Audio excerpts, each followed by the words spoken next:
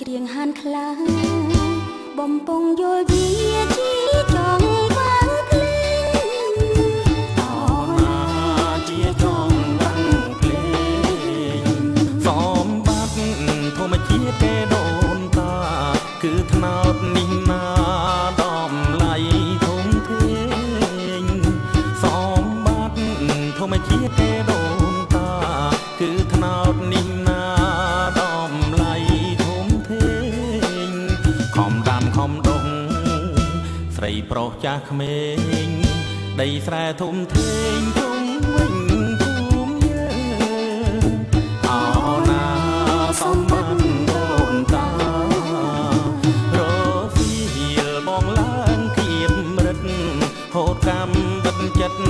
ចាប់ចងត្រង់ការសៀ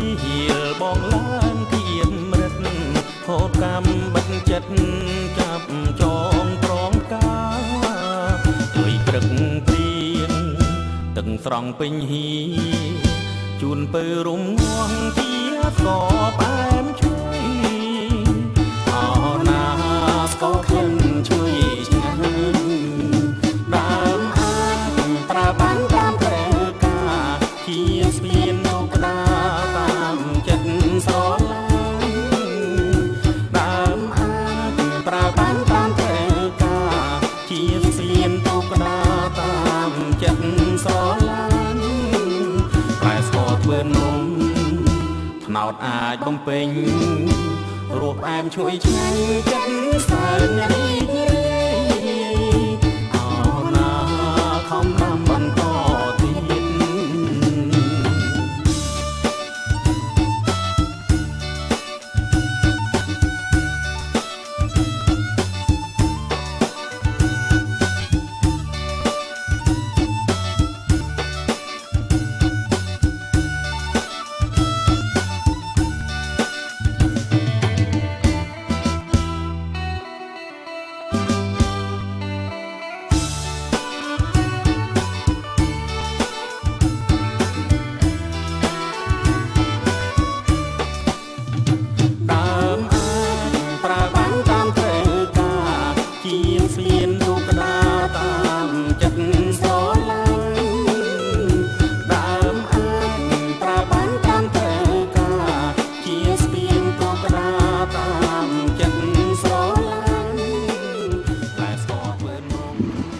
ទៅហ៎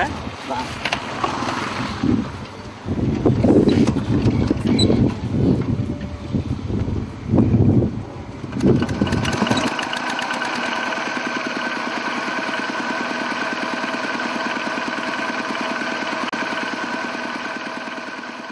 បាទដោយចង់ដឹងពីសកម្មភាពរបស់បងប្អូនប្រជាពលរដ្ឋរស់នៅទីនេះដែលពួកគាត់កំពុងតែប្រមូលផលស្រូវ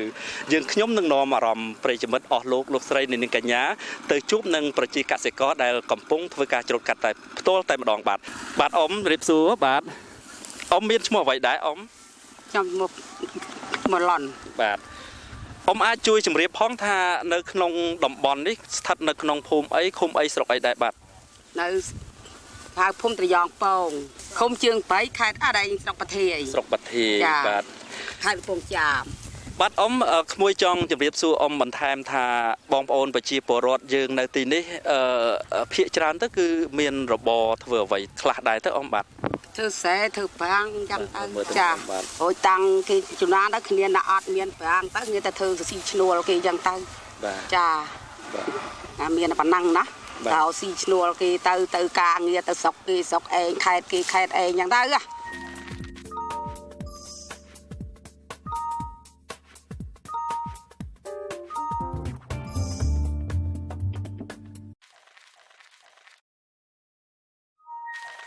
បាទសម្រាប់អ៊ំផ្ទាល់តែម្ដងតើអ៊ំ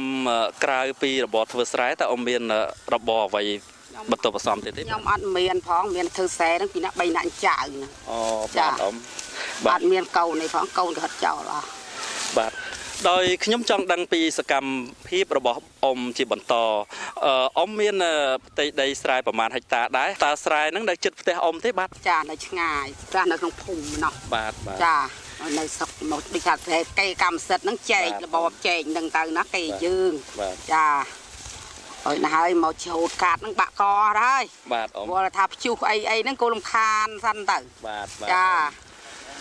ông biết là đâyประมาณhai ta đấy สำหรับการបង្កបង្កើនផលនេះអមបាទ nhóm mà hạt មហត្តា cha đầy mà hạt tà បាទ cha បាទសម្រាប់ស្រូវដែលអមកំពុងតែធ្វើការច្រូតកាត់ជាមួយនឹងចៅនេះគឺជាប្រភេទស្រូវអីទៅអមអាចជម្រាបបានទេបាទ sợi mà hà phol បាទមហ cha ផល mà hà phol ជាប្រភេទអង្គទុនឬក៏ជាប្រភេទអង្គរឹងអមបាទ còn co với mình hơn có máy nó sợ tuần đây tê phải thường chăn dư បាទ cha phải thường chăn បាទ mình hơn của mình hơn tuần của mình tuần បាទ mà là mồm ខ្ញុំបាទចង់ជម្រាបសួរអមបន្តទៀតថាយើងប្រមូលផលក្រោយពីធ្វើការប្រមូលផលរួចហ្នឹងគឺយើងបានប្រមាណគីឡូឬប្រមាណតោនដែរអមបាទ ตั้งไอ้បើវាសើឆ្នាំនេះស្កអស់ទៅហើយខ្ញុំ បាទ ចាស្កសែមួយបានតានឹងមួយទេ បាទ ចាជីវភាពនោះដឹងយ៉ាងម៉េចទេឆ្នាំនេះ បាទ ចបាក់គេជីផងអីផងឲ្យស្រែបានតែមួយអាមួយស្កអស់ បាទពេលដែលយើងធ្វើការច្រូតកាត់រួចហើយអញ្ចឹងតើស្រូវនេះយើងគ្រាន់តែសម្រាប់ដោះដូរហូបចុកប្រចាំឆ្នាំឬក៏យើងអាចសល់បានយកទៅលក់ខ្លះដែរអមបាទ លក់ខ្វះខាតចាយចៅរៀនអញ្ចឹងទៅលក់ប្រវេសលក់ទៅ បាទ ចាបើអត់មានហៅអីខ្ញុំប្រចាស់ បាទ ណាហើយបានពីផលវិសើនឹងហើយ បាទ ហូបកូននឹងលក់កូននឹង បាទ ចា បាទ មានប៉ុណ្ណឹង បាទ អត់មានហៅអីគេកើតទេខ្ញុំមកចាស់ហើយ បាទ ចា បាទចង់ជម្រាបសួរអមមួយចំណុចទៀតតេតិននឹងការច្រូតកាត់របស់អមនេះគឺអមទៅនឹងធ្វើការច្រូតកាត់ឬក៏នេះជាចុងដៃទៅហើយអមបាទ អានេះវាទំដបងហ្មងនេះមិនចង់ទេចាចាប់ដើមថ្ងៃហ្នឹង បាទអូ បាទអញ្ចឹងជាការល្អណាស់ដោយសារអមស្រីបានចាប់ផ្ដើមនៅទីនេះគឺក្រុមការងារយើងខ្ញុំមកថតពីសកម្មភាពជាក់ស្ដែងនៅផ្ទាល់នឹងស្រែគាត់តែម្ដង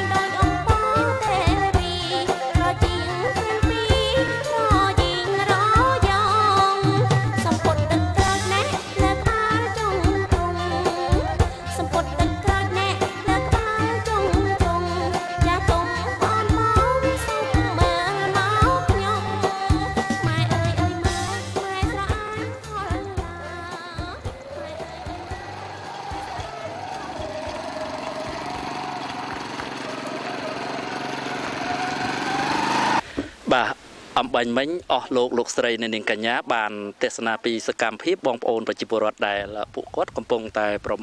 បាទគឺធ្វើការច្រូតកាត់នៅក្នុងវាលស្រែរបស់គាត់ផ្ទាល់តែម្ដង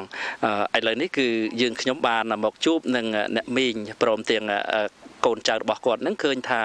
កំពុងតែប្រមូលកណ្ដាប់បាទខ្ញុំបាទក៏ចង់ដឹងដែរថាក៏ដូចជាប្រិយមិត្តអស់លោកស្រីនៅនាងកញ្ញាចង់ជ្រាបជាព័ត៌មានថាតើពួកគាត់ធ្វើស្រែនៅទីនេះនឹងគឺបានផលយ៉ាងណាដែរបាទដូច្នេះសូមនាំអារម្មណ៍ប្រិយមិត្តអស់លោកស្រីនៅនាងកញ្ញាទៅស្ដាប់នឹងប្រសាសន៍របស់អ្នកមីងដូចតទៅបាទជម្រាបសួរអ្នកមីងបាទមីងមានឈ្មោះអ្វីដែរបាទនាងខ្ញុំឈ្មោះសុកសេងបាទនៅទីនេះស្ថិតនៅក្នុងភូមិអីឃុំអីស្រុកអីដែរបាទភូមិបឹងឃុំតាំងកសាំងស្រុកប្រធាយខេត្តកំពង់ចាមបាទខ្ញុំធ្វើដំណើរមិញនេះគឺកាត់តាមបាទឃើញថាកាត់តាមចុះមកឆ្ងាយណាស់ហើយខ្ញុំអត់ដឹងខ្ញុំស្មានតែនៅទីនេះគឺស្រុកជើងព្រៃស្រុកអីទេអញ្ចឹងនៅក្នុងស្រុកបាធាយដែរទេណាមីងបាទអ្នកមីងមានរបរជាអ្នកធ្វើស្រែតែម្ដងឬក៏មានអាជីពអីផ្សេងដែរបាទចាជារបរធ្វើស្រែបាទមីងមានស្រែប៉ុន្មានហិកតាដែរនៅទីនេះបាទមានតែមហាត់ទេមហាត់ខ្ញុំឃើញវាលស្រែដាច់កន្ទុយភ្នែកអ្នកមីងហេតុអីក៏មីងមានស្រែតិចម៉េះចាហ្នឹងឯងវាខ្វះទុនដូចថារបបក៏ចែកមកតិចម្នាក់ណាពូបាទដល់មកជីវភាពវាខ្សត់ខ្សោយអត់មានប្រាក់ចំណូលទិញចូលបាទមីនៅតំបន់យើងនេះគឺភាគច្រើនបងប្អូនប្រជាពលរដ្ឋដូចជាអ្នកមីងផ្ទាល់ហ្នឹងគឺអាចធ្វើស្រែបានប្រមាណដងដែរឬក៏យើងបានតែមួយក្នុងរដូវវស្សានេះទេបាទចាធ្វើបាន2ដងបាទអញ្ចឹងបានន័យថាម្ដងទៅយើងធ្វើជាប្រភេទស្រូវសម្រាប់ទុកហូបទៅម្ដងទៀតទៅអាចធ្វើជាសម្រាប់លក់ចេញអីចឹងណាមីងយ៉ាងម៉េចបាទបងប្អូនប្រជាពលរដ្ឋនៅនេះហ្នឹងគឺគាត់បានច្រូតគ្រប់គ្នាហើយនៅបានច្រូតកាត់ក្នុងការប្រមូលផលស្រូវនេះបាទច្រូតខ្លះនៅខ្លះព្រោះខ្លះគេធ្វើស្រូវស្រាលទៅខ្លះធ្វើស្រូវធ្ងន់បាទចឹងវាមិនទាន់បានគ្រប់គ្នាបាទខ្ញុំឃើញស្រូវរបស់អ្នកមីងហាក់ដូចជាអត់ល្អទេដោយសារអានេះវាយ៉ាងម៉េចមីងមកពីយើងអត់វាយជីវាយអីឬយ៉ាងម៉េចបាទចាហ្នឹងប្រើជីធម្មជាតិបាទបាទជាប្រភេទស្រូវអីដែរមីងនេះបាទអានេះស្រូវគេហៅស្រូវ85បាយទុនបាយទុនបាទបាយទុនហ្នឹងគឺបងប្អូនប្រជាពលរដ្ឋយើងច្បាស់ជាទុកហូបហើយរីឯដែលគាត់ធ្វើសម្រាប់លក់វិញច្បាស់ជាស្រូវរឹងហើយបាទអស់លោកស្រីនៅនាងកញ្ញានេះគឺការដែលក្រុមការងារយើងខ្ញុំបានចុះកន្លងមកគឺដឹងពីសកម្មភាពរបស់បងប្អូនមួយចំនួនដែលរស់នៅតាមតំបន់ជនបទដែលពួកគាត់ទីពឹងនឹងរបរធ្វើស្រែនេះបាទក្នុងការប្រមូលផលស្រូវម្ដងក្នុង1ហិកតាហ្នឹងអ្នកមីងអាចបានប្រមាណតោនដែរបាទនឹងវាអត់ដែលកំណត់ផងមកដល់ពេលនេះអ្នកមីងប្រមូលផលស្រូវបានប្រមាណហើយឬក៏ចិត្តហើយមីងបាទនឹងទៅបាន1ឥឡូវបាទ2ទៀតបាទគេហៅថាបានកូនពក1អញ្ចឹងណាមីងបាទលោកស្រីនៅនាងកញ្ញាបាទខ្ញុំបាទបានជ្រាបពីព័ត៌មានអ្នកមីងក៏ដូចបង្ហាញជូនប្រិយមិត្តអស់លោកស្រីនៅនាងកញ្ញាបាទដោយមិនហ៊ានរំខានអ្នកមីងយូរដោយសារឃើញពួកគាត់កំពុងតែប្រមូលផលដូច្នេះសូមគោរពលាអ្នកមីងបាទ